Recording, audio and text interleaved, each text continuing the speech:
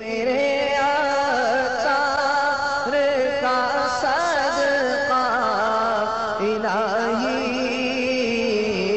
मेरा जज्बा किसी सूरत ना कम हो। इल्म हासिल करने के हवाले से अगर चलें तो ये एक ट्रैक है कि इल्म कहाँ कहाँ से हासिल किया जा सकता है और किस तरह हासिल किया जाता है, लेकिन थकन ये मुताले की अहमियत को खा जाती है। ये याद रखिएगा, मुताले के लिए ये है कि थकन नहीं होनी चाहिए।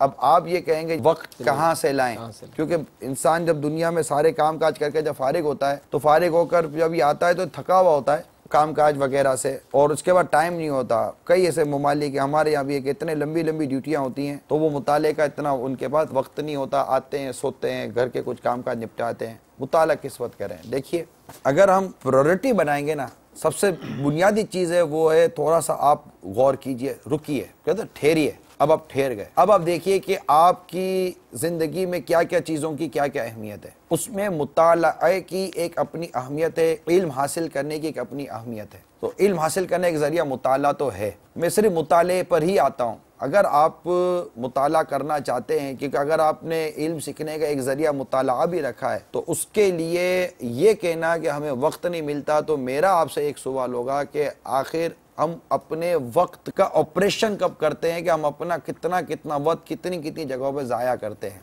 अगर हमने अपने वक्त को संभालना शुरू कर दिया, अपने वक्त के तहफ़्फ़ुज़ की कोई सोच पैदा की, मिसाल के तौर पर हम फ़ोन पर बातचीत शुरू करते हैं तो उस वक्त हम घड़ी से बेनियाज हो जाते हैं कि घड़ी कितने बजा रही है। हम जब सोते हैं तो उठने से बेनियाज हो जाते हैं।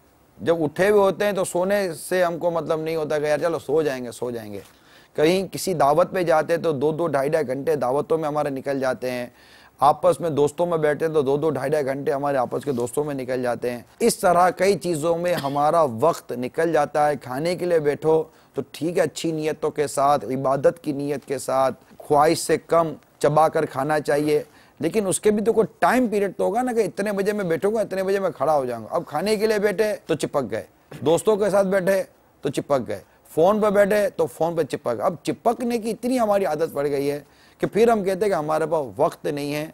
वक्त हमने मुख्तलिफ जगहों पर तकसीम किया हुआ है। मैं थोड़ा सा इस पर गौर करता हूँ वक्त के हवाले से, ताकि आपको अगर वक्त की तकसीम हो जाएगी तो आपको फ्रेश टाइम मिलेगा, थकन के अलावा, और वक्त में मिलेगा। दोनों चीज़ों को मैं साथ लेकर चलूँगा, क्योंकि हम चाहे बेहतरीन काम करें या फजूल काम करें, जब बंदा काम करता रहता थकन लग जाती है। बदन भी थकता है, जहन भी थकता है, आँख भी थकती है, तो आज़ा को थकन हो जाती है। इसके लिए सबसे बुनियादी चीज़ ये है कि अगर आप गौर करें तो एक शख्स 7 से 8 घंटे नॉर्मली बिलफस उसने नींद की, डबल 12 घंटे आपके पास पूरे दिन में होते हैं। 7 से 8 घंटे आपने नॉर्मली नींद कर ली। 8 घंटे 10 घंटे, मैं एक मैक्सिमम बात कर रहा हूँ ना, एक जर्नल बात कर रहा हूँ।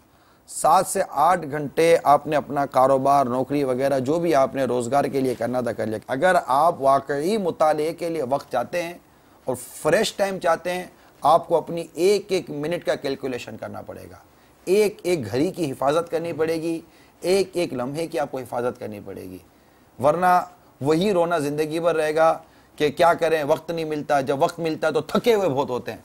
थके हुए होते क्यों हैं, इस पर गौर कीजिए, और वक्त क्यों नहीं मिलता इस पर गौर कीजिए। थोड़ा सा अगर आप इसको कैलकुलेशन करें तो 18 घंटे आपके यूँ बन जाते हैं। तो अब 18 घंटे बन गए, कोई और आने जाने के रास्ते में मसरूफियत हो गई 19 घंटे, ट्रैफिक बहुत जाम है, और भी कोई घर के काम का जा गए 20 घंटे, बकिया 4 घंटे कम अज़ कम बचे आपके पास। क्या करेंगे आप 4 घंटे? और उमूमन लोग काम के लिए जो जाते हैं ना, तो फजर की नमाज के बाद भी सोने का एक मामूल होता है।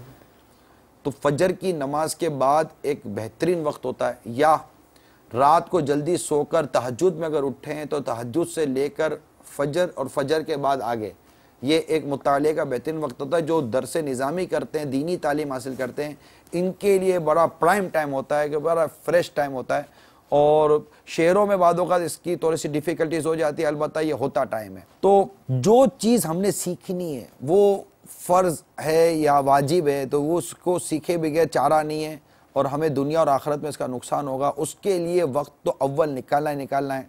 तो इसके लिए बगैर थका हुआ वक्त अगर आप निकालें तो वो आपका उस वक्त होता है जब आप उठते हैं। जब आप उठते हैं तो उठते ही आपको पता है कि मुझे उठते ही काम पर जाना है या उठते ही ये काम करना है।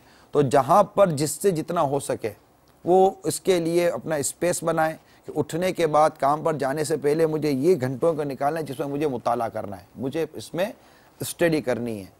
इसी तरह रात को अगर आपको वक्त मिलता है तो आने के बाद खाए पिए चाय वगैरह भी अगर इस नीयत से भी पिएंगे कि मैं इबादत पर क़ुव्वत हासिल करूंगा तो इंशाल्लाह चाय पीने का भी आपको इसमें सवाब मिलेगा। तो यूं मतलब कि रात को भी इसमें स्टडी के लिए मुताले के लिए वक्त निकाला जा सकता है। ये राग लापना कि मेरे पास वक्त नहीं है और मैं थका हुआ होता हूँ, अगर आप कुछ देर के लिए इसको बंद कर देंगे इंशाअल्लाह अज़्ज़ा वजल आपको वक्त भी मिलेगा और आपको थकन से भी निजात मिलेगी। मेरे आसार का सदका इलाही,